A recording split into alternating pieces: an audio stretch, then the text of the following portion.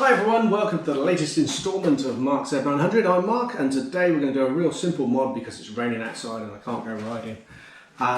So it's a simple mod, but will it last? And the reason I ask that is because we're talking about what I call heel kicks, or I think they're called heel kick guards or something like that. So I've taken them off the bike. It was a really easy job. 3 nuts and bolts on each, a couple of washers, nothing difficult at all.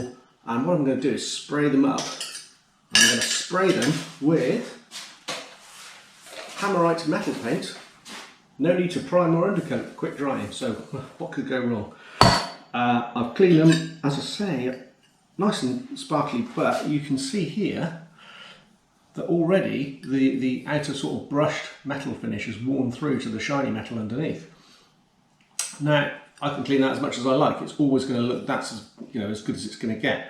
So this should be a great improvement when I paint it with black. The question for me though is how long it's going to last. So I'm going to report back in a couple of 100 miles, and maybe later on as well, just to see if my heel's worn through the black paint, because from what I've seen from the forums, this stuff goes on, actually it doesn't wear out, so we'll see.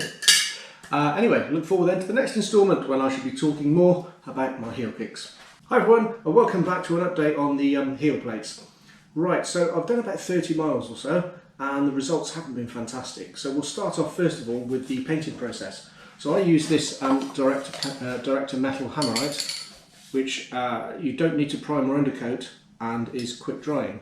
Well, if you're painting aluminium, then you do need to apply a primer, which I didn't realise until after I'd started to spray it.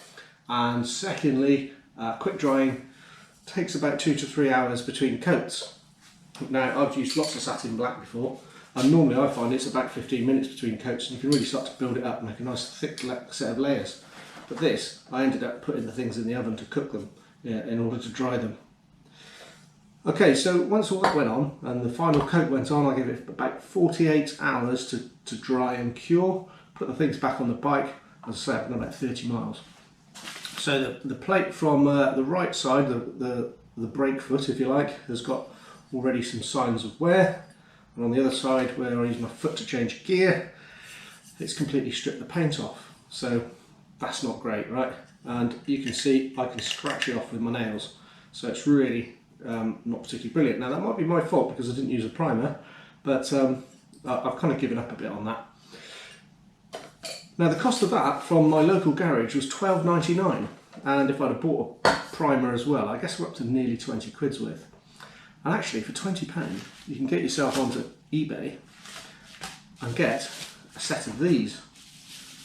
So these are obviously aftermarket kick plates, and they've got this kind of ridged finish on them. They're in a shiny black, and they are fairly weighty. I mean, these are very lightweight and sort of hollow on the inside.